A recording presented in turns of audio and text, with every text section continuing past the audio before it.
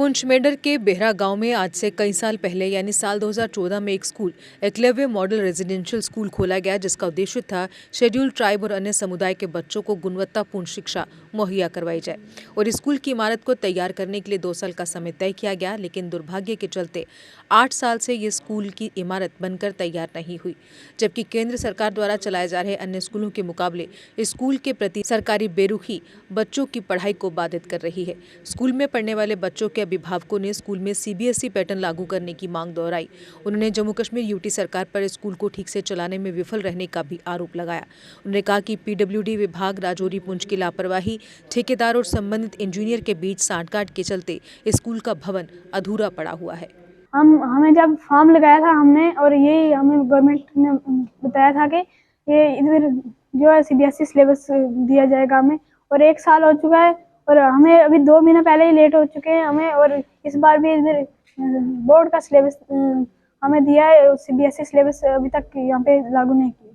हमारी यही गवर्नमेंट से मांग है कि हमें सीबीएसई सिलेबस दिया जाए। इससे अच्छा है तो हम दूसरे स्कूल में पढ़ लेते, पर यहाँ पे हम आए तो इसलिए आए कि सीबीएसई सिलेबस डिटेल में पढ़ाया जाए। मेरा नाम फाइजा ज़हूर है।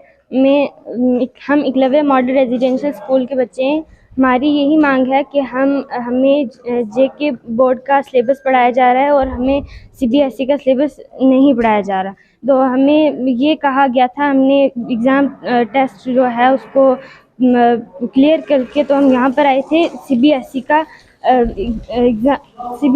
सिलेबस पढ़ने के लिए। तो यहाँ पर हमें जेके बोर्ड का सिलेबस पढ़ाया जा रहा है, तो हमारी यही मांग है कि हमें सीबीएसई का सिलेबस पढ़ाया जाए। बोलिए, मैं मॉडल स्कूल में पढ़ता हूँ और यहाँ पे मैंने इसलिए यहाँ पे पेपर दिया था कि यहाँ पे सीबीएसई का सिलेबस लगेगा और यहाँ पे डिटेल से पढ़ाया जाएगा, लेकिन यहाँ पे पिछले 1 साल से नहीं लगा और हम 2 महीने लेट भी हो चुके हैं और इस साल भी जेके बोर्ड का सिलेबस लग रहा है।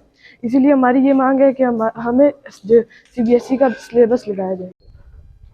मैं मोहम्मद आज़ाद चौहान डिस्ट्रिक्ट पुंछ से हूँ और हमारे बच्चे भी यहाँ पढ़ते हैं। पूरे डिस्ट्रिक्ट के बच्चे यहाँ मॉडर्न स्कूल अगलाविया जो मेंढर बेरा में इस वक्त जहाँ हम खड़े हैं, ये बिल्डिंग तकरीबन 4 करोड़ 20 लाख रुपए में इसकी जो पेमेंट हो चुकी है और पीडब्ल्यूडी जो हमारा पुंछ का डिपार्टमेंट है और इसके अंदर ये सारा काम काज जो है यही पीडब्ल्यूडी की निगरानी में और डिप्टी कमिश्नर पुंछ की निगरानी में, इसके चेयरमैन डिप्टी कमिश्नर पुंछ साहब का भी थे और अब नए डीसी साहब भी, यासीन चौधरी साहब भी इसके चेयरमैन हैं।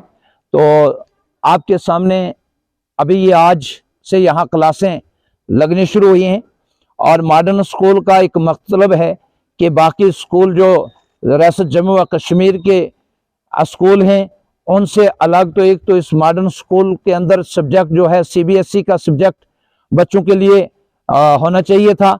1 साल से यहाँ 6th क्लास जब लगी थी उस वक्त से हमने तमाम एडमिनिस्ट्रेशन के साथ ये मसला उठाया। आज दिन तक जो है इस स्कूल के अंदर सीबीएसई का कोर्स जो है वह शुरू ना करवाया गया, या एजुकेशन डिपार्टमेंट या हमारे और जो डायरेक्टर साहब हैं रियासत जम्मू कश्मीर एजुकेशन बोर्ड के, उनसे भी मैं गुजारिश करूंगा कि मॉडर्न स्कूल अगलाविया के अंदर जो सीबीएसई का कोर्स है वो बच्चों को इस साल लगना चाहिए। दूसरा, यहाँ बिल्डिंग अगर 4 करोड़ 20 लाख रुपया इसका निकल चुका है तो इस 4 करोड़ 20 लाख में इसका काम देखा जाए, इसकी इंक्वायरी होनी चाहिए कि 4 करोड़ 20 लाख में ये काम कितना हुआ। अगर 4 करोड़ बहुत बड़ी रकम होती है और अगर 2-3 साल से ये बिल्डिंग अभी तक बच्चों के रहने के लिए अनकम्प्लीट है। दूसरा, यहाँ बच्चों के लिए पानी की फैसिलिटी बेहतर होनी चाहिए थी। 1 साल अगर क्लास लगी हुई बच्चों का निज़ाम जो है मैं समझता हूँ अभी तक जो है, मेरी नज़र में जो मैंने मॉडर्न स्कूल पूरे हिंदुस्तान में देखे, मैं भी सैनिक स्कूल नगरोटा के अंदर भी मेरी एडमिशन भी हुई और मेरे बच्चे और भी हमारे बच्चे जो है मॉडर्न स्कूलों के अंदर पढ़ते हैं, जैसे जड़े वाली गली में या जम्मू के अंदर, दिल्ली के अंदर।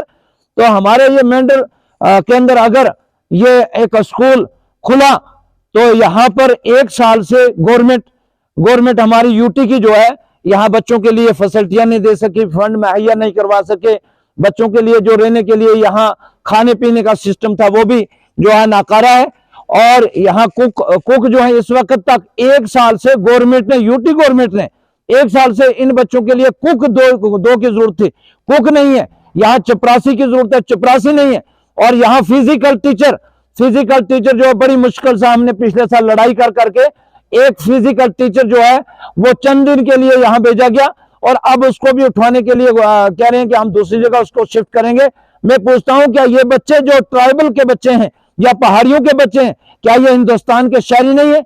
इन बच्चों का हक नहीं है? मैं गवर्नमेंट से ये पूछना चाहता हूं और एलजी इंतजामिया से मैं गुजारिश करना चाहता हूं, और सेक्रेटेरिएट के अंदर जो ट्राइबल के लोग बैठे हैं ऑफिसरान, उनसे मैं गुजारिश करना चाहता हूं कि फौरी तौर पे यहाँ दौरा किया जाए, और दौरा करके यहाँ की जो कमियां कुताहियां बच्चों के लिए जो जरूरत है, और जो टीचरों की जरूरत है, कुकों की जरूरत है, और चपरासी की जरूरत है, यहाँ चौकीदार होना चाहिए।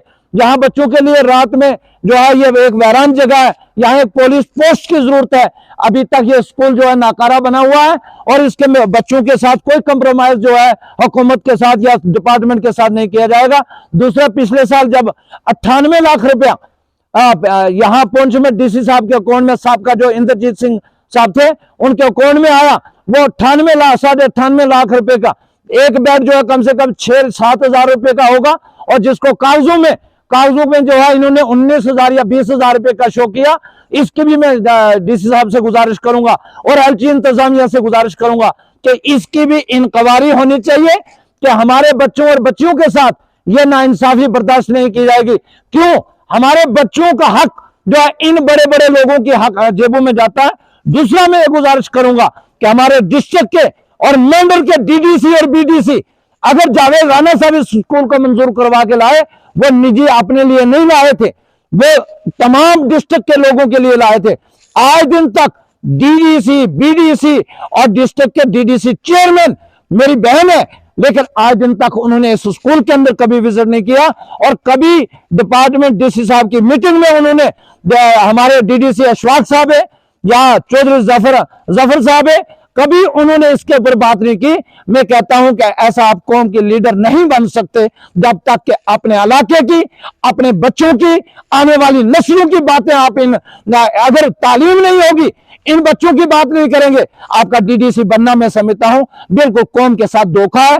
अशफाक साहब आंख कान खोल के सुन लें, जफर साहब आंख कान खोल के सुन लें, और भी जो डीडीसी बीडीसी हैं, उन्होंने अगर कौम को धोखा दिया है तो कल वो भी धोखा खाएंगे। क्योंकि हर कौम की जिस कौम के अंदर तालीम होती है, जिस इलाके में तालीम होती है, वही तरक्की कर सकती है।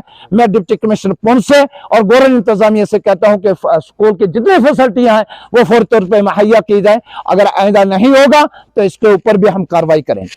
करियर मेकअप इंस्टीट्यूट कनाल रोड जम्मू में अब बनेगा आपके बच्चे का बेहतर भविष्य, क्योंकि करियर मेकअप अब लेकर आया है 8वीं कक्षा से 12वीं कक्षा तक के स्टूडेंट्स के लिए स्मार्ट ट्यूशन क्लासेस। बेहतर फैकल्टी के साथ एकेडमिक शिक्षा के साथ आपके बच्चों को करवाई जाएगी कॉम्पिटिटिव एग्जाम की तैयारी भी, ताकि वो 12वीं कक्षा पास करने के साथ ही कोई भी कॉम्पिटिटिव एग्जाम आसानी से कर सके पास। जबकि करियर मेकअप 12वीं पास कर चुके बच्चों के लिए उनके भविष्य में आगे सरकारी नौकरी पाने में भी अहम भूमिका अदा करेगा, क्योंकि यहाँ उनको करवाई जाएगी हर सरकारी नौकरी के एग्जाम की तैयारी, फिर चाहे वो JKSSB का एग्जाम हो या फिर PSC का एग्जाम, या फिर करनी हो KS की तैयारी, तो आपके बच्चे के लिए बेहतर कोचिंग इंस्टीट्यूट है करियर मेकअप। तो देर किस बात की, आज ही डेमो क्लासेस के लिए संपर्क करें। हमारा पता है career makeup institute, opposite commerce college, canal road Jammu. Phone number 7051264343 9682554546।